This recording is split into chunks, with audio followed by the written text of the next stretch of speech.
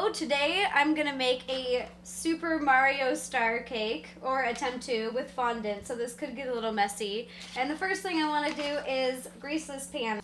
So I always like to spray it with cooking oil spray, because it's just really easy and it doesn't get that messy. So you just want to spray in the insides, get all the corners. I also like to take a little bit of flour. And I just take about a scoop because I can dump the rest out if I don't use it all. And spread it all over the pan. You just shake it back and forth. Make sure it gets all the edges.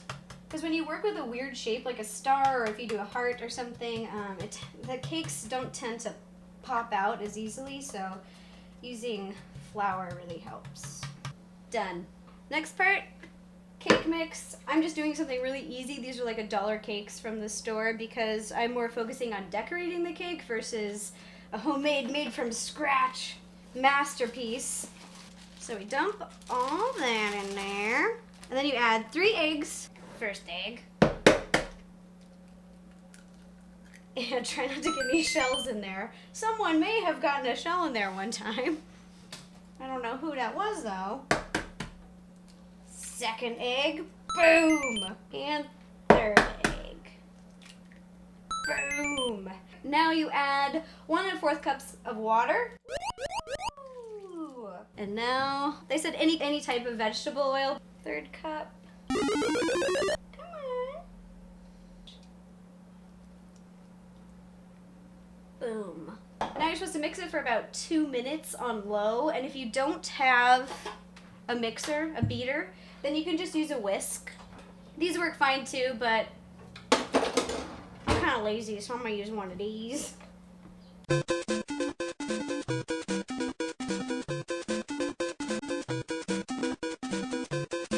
Alright, now we're going to pour all this yummy cake batter in this pan. And when you pour it, try to displace it evenly, because when it's a weird shape like this, you don't want it to rise in the oven getting really uneven. I've done that before. Yeah. Get in there. We're gonna stick this fancy star cake in the oven.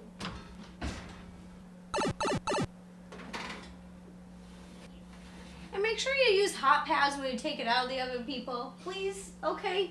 We don't want to be his fingers getting burnt off. Alright, then we wait 30 minutes. Ta-da! Cake's all done. So after you remove your cake from the oven and you let it cool for as long as it needs, you don't want to frost your cake until it's completely cool. Otherwise the frosting will melt and it get really, really weird. And when you work with fondant, we're going to put the fondant over the creamy frosting, so you just want to make sure that everything goes really even before you put the fondant on. And what I did, I had a little help from my friend Dodger. We cut this out of cardboard. It's kind of like a cake plate to match. I don't know if you can see this, but it just fits perfectly to the cake. So now we're going to start frosting, and I would never, never, never, when you're working with fondant, use any type of whipped frosting. The reason is just my own personal preference, but I've realized that it leaves like bumps and bubbles, and you want it to be really flat, so don't use whipped. Use anything really creamy, rich, or any kind of cream cheese frosting. That should be fine. And this is the part that takes a while, so just frost away and try to make it as even as possible.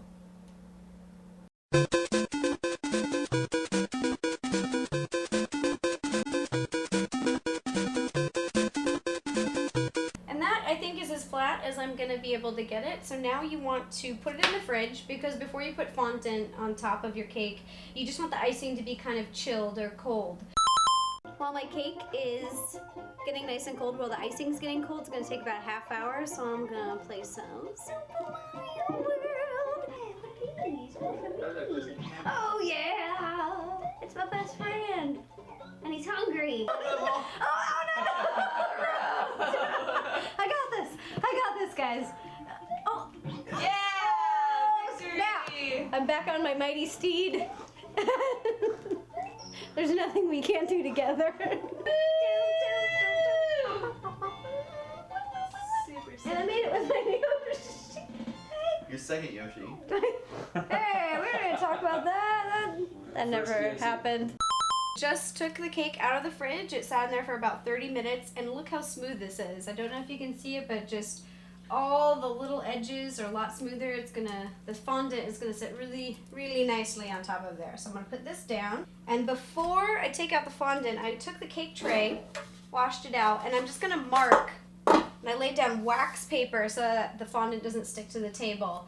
And I just am going to mark how big I'm going to have to roll out the fondant to be. So you can just take a Sharpie and mark it off to the side. I'm going to say about there, and about that wide, about that wide. And then what you want to do is take powdered sugar. You can take cornstarch, whatever you want, and just put it on top of the wax paper kind of lightly. And then we'll spread it around. And it's just so the fondant does not stick to the table.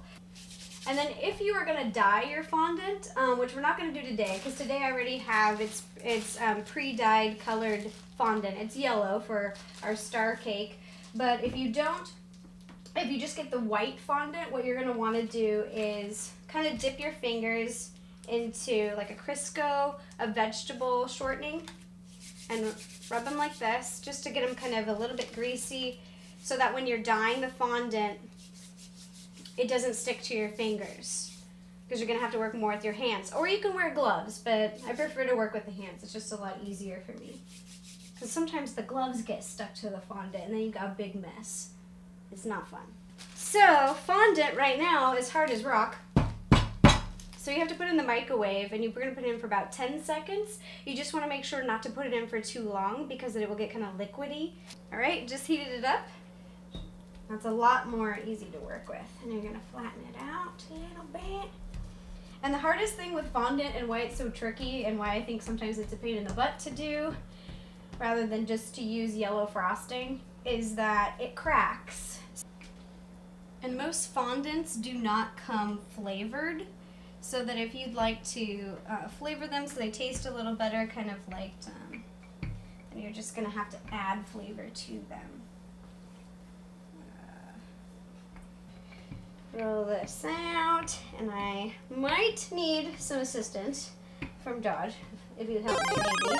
This is the part, okay. I call it picking up the pizza pie part. I've never done this before, You but get your fingers under there, stick your arms under there like a big pizza dough, and you flop it right on top, carefully. should I when you pick that up, just like shove it under you? Yeah, okay. Good idea. Okay, so, and just hope that it doesn't break. We're gonna attempt to do this. Okay, are you ready? I'm so ready. Oh, it's breaking. We'll see if this will work. Oh no, wait. A little bit closer. A bit closer.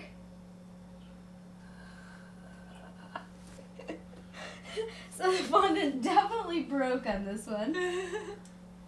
But that is okay. You're just gonna cut along here.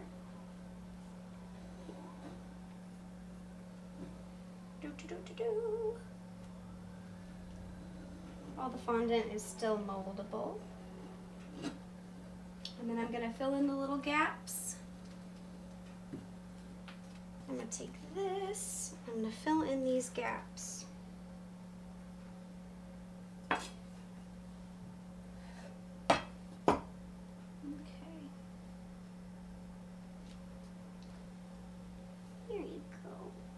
So we had a little bit of difficulty. It tore a little bit, but we were able to kind of do some patchwork. So now I'm going to try to draw the eyes. So I'm going to turn them this way, because this is the top. I put the part where I messed up on the top because I'm proud of it. I'm going to be like, yeah, it's okay. I'm going to outline the eyes. They come down to about there.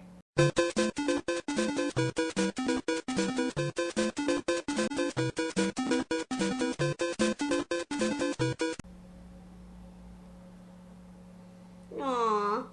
He's a little bit special. He kind of has like a Finding Nemo, like a little fin. but he's so cute. You can't help but love him. Now it's going to be hard for me to want to eat this. Perfect. Now I'm going to make the eyeballs. But you just open this up. And then I don't have any fancy icing holders or anything. So what I do is I just take a plastic bag, like a plastic Ziploc bag. And then you scoop your white frosting in here. a nice big scoop of that. Put it in there. It's a little bit messy. That's okay because it's yummy. And you push it down to the corner, like so. Okay, and take a little scissor, and you can decide how big you want the hole to be. I'm just gonna do a little one to start off, and if it's not big enough, I'll just make it a little bigger. Now I got my picture, and I'm gonna try to match the little eyeballs so they look like little teeny eyebrows. Okay. And there it is. There's my Super Mario star cake.